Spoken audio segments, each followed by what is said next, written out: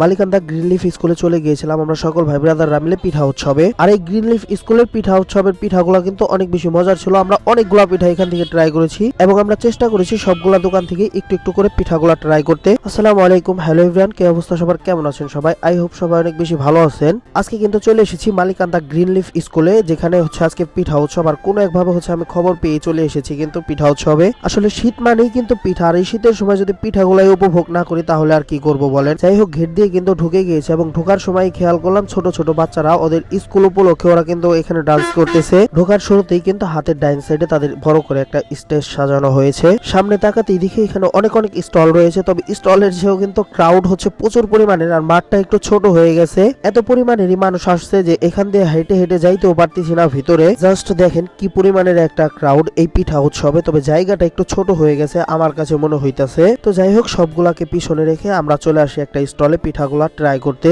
আর আমরা কিন্তু এক সাইডে থেকে শুরু করেছি এবং সবগুলা স্টলে এখানে ঘুরবো আমরা, মানে ঘুরে ঘুরে পিঠাগুলা ট্রাই করবো সবগুলা স্টলের। আমি আর দীপু ভাই হচ্ছে একদম সেম, যে কোনো পিঠা উৎসবে গিয়ে হচ্ছে আমরা আগে মোরগ সংসা পিঠাটাই নেই। মোরগ সংসা পিঠাটা কিন্তু ভালোই ছিল। তারপরে সাইডের আরো একটি স্টলে চলে আসে এবং এখান থেকেও কিছু খাওয়া দাওয়া করি। তার পাশে আরো একটি স্টলে চলে এসেছিলাম যেখানে পিঠার হিউজ পরিমাণের কালেকশন ছিল, অনেক অনেক রকমের পিঠা ছিল এখানে। এবং এই স্টলটা থেকে কিন্তু আমরা প্রায় অনেক রকমের পিঠাই ট্রাই করেছি এবং এই স্টলের পিঠাগুলো অনেক বেশি মজারও কিন্তু ছিল। আমরা সবাই কিন্তু যার যার ইচ্ছা মতো এখান থেকে পিঠাগুলা নিয়ে খাইতেছিলাম আর অনেক বেশি ভালো লাগতেছিল এই পিঠাগুলা। তারই পাশে আরো একটি স্টলে চলে এসেছিলাম আর এখান থেকে আমরা ভাপা পিঠাটা নিয়েছিলাম। আর এটা হচ্ছে একটু ইউনিক টাইপের বানানো হয়েছে, উপর দিয়ে কিসমিস দিয়ে কিন্তু খুবই সুন্দর করে ডেকোরেশন করা হয়েছে এই পিঠাটা, এবং খাইতেও কিন্তু বেশ ভালোই ছিল। এবং এই ভাপা পিঠাটা হচ্ছে সবাই খেয়েছিলাম আর সবার কাছেই ভালো লেগেছিল। ঘুরতে ঘুরতে অনেকগুলো স্টল ঘোরা শেষে হচ্ছে আমরা একদম সামনের মাথায় চলে আসি, যেটা হচ্ছে একদম ঢোকার সময় দেখা যায় হাতের ডাইন সাইডের যে স্টলটা আছে ওই বড় স্টলটায়। এখানেও হিউজ পরিমাণের পিঠার কালেকশন ছিল, সাথে হচ্ছে হাঁসের মাংস এবং হচ্ছে রুটি পিঠা ছিল।